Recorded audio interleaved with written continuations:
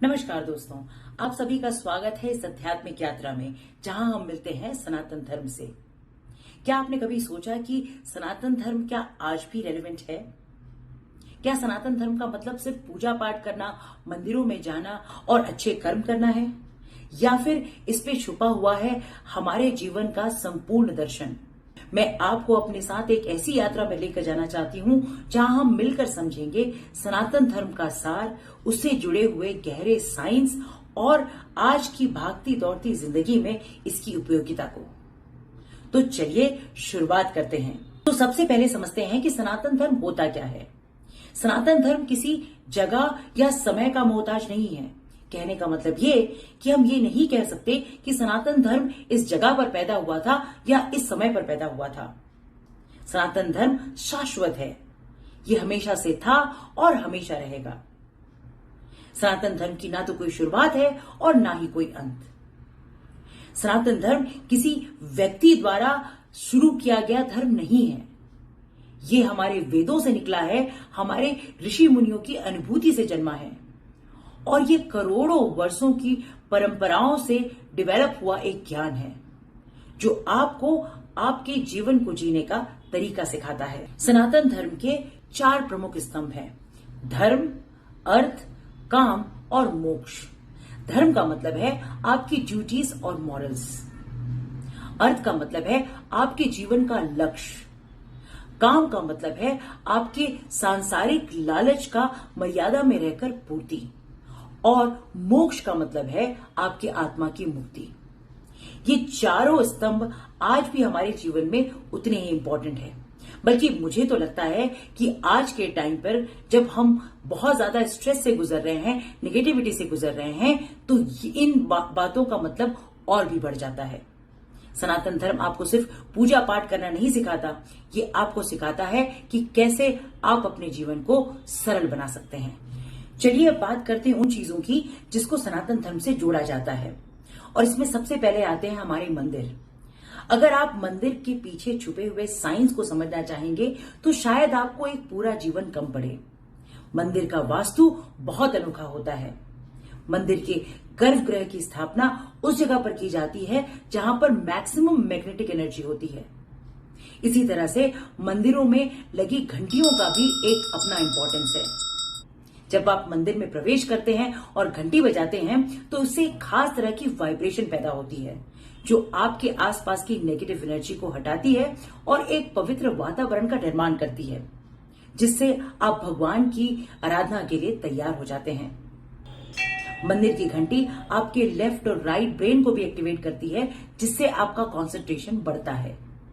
इसी तरह से मंदिरों में चप्पल और जूतों को ले जाना मना है। उसके पीछे रीजन हाइजीन या रिस्पेक्ट का नहीं है।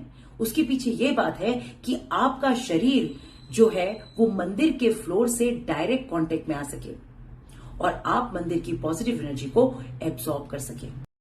जब आप मंदिर जाते हैं तो बहुत से मंत्रों का उच्चारण करते हैं और इसमें सबसे ज्यादा कॉमन मंत्र है ओम। ओम का महत्व सिर्फ हिंदुओं के लिए ही नहीं है, बल्कि बौद्ध और दूसरे धर्म के लोग भी ओम को बहुत मानते हैं।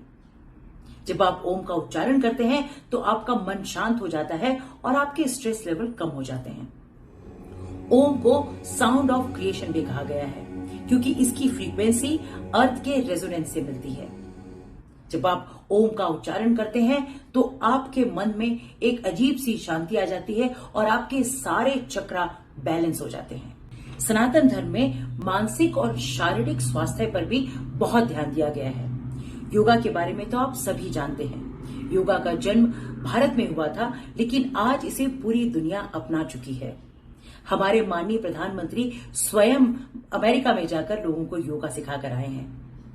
अमेरिका में 300 मिलियन से ज्यादा लोग योगा को अपनी फिजिकल एक्टिविटी के रूप में यूज करते हैं।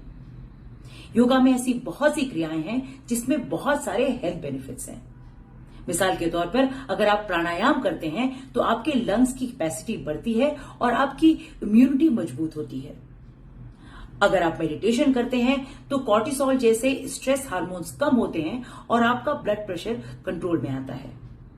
और सूर्य नमस्कार की तो आप क्या ही कहें। अगर आप सूर्य नमस्कार करते हैं तो उससे आपका डिटॉक्स होता है, एक कंप्लीट कार्डियो एंड स्ट्रेचिंग होती है। जहां वेस्टर्न वर्ल्ड माइंडफुलनेस की तलाश कर रहा है, वहीं सनातन धर्म ने इसे हजारों साल पहले सिखा दिया है। अब बात करते हैं बहुत सी छोटी छोटी प्रैक्टिसेस की जो सनातन धर्म से जुड़ी हुई है। जैसे कि शादी तो हर धर्म में होती है, लेकिन अगर हिंदुओं में शादी होती है तो अग्नि को साक्षी मानकर 7 फेरे लिए जाते हैं। ये 7 फेरे स्पिरिचुअल बॉन्डिंग के प्रतीक हैं। ऐसे ही हमारे घरों में तुलसी का पौधा होता है, तो ये सिर्फ एक परंपरा के लिए नहीं है। जहां तुलसी होती है वो वहां की हवा को साफ करती है। साथ ही तुलसी के बहुत सारे मेडिसिनल प्रॉपर्टीज हैं। जब आप पूजा करते हैं तो माथे पर तिलक लगाते हैं, उसकी भी अपनी इंपॉर्टेंस है। ये आपके 3rd आई को एक्टिवेट करता है। साथ ही ये बहुत ही इंपॉर्टेंट एक्यूप्रेशर पॉइंट है। आप सुबह उगते हुए सूरज को जल चढ़ाते हैं, तो ये एक डिसिप्लिन का कारण है कि भाई जल तो आप तभी चढ़ा पाएंगे जब आप उगते हुए सूरज के साथ खुद भी उठ जाएं। तो ऐसी बहुत सी छोटी बड़ी प्रैक्टिसेस हैं जो हम सनातन धर्म के थ्रू बचपन से करते आ रहे हैं। हमारे एल्डर्स ने हमें सिखाया है और हम उन्हें फॉलो करते हैं। सिर्फ इतना है कि इसके पीछे के रीजंस को हम नहीं जानते या होने वाले बहुत बड़े बड़े फायदों को हम नहीं पहचानते। इन प्रैक्टिसेस को फॉलो करने से आपके जीवन में फोकस बढ़ेगा, आपको हेल्थ बेनिफिट्स मिलेंगे, आपके जीवन का कंट्रोल आपके हाथ में आ जाएगा और आपका जीवन बहुत ही सरल हो जाएगा। ये वीडियो आपको कैसा लगा आप हमें जरूर बताएं और साथ में ये बताएं कि आज ऐसे कौन से टॉपिक्स हैं जिसके बारे में आप जानना चाहेंगे। वीडियो को लाइक और सब्सक्राइब करें ऐसे और इन्फॉर्मेशन के लिए। मेरा जोश आपके सपोर्ट पर डिपेंड करता है। बहुत बहुत धन्यवाद। जय श्री राम।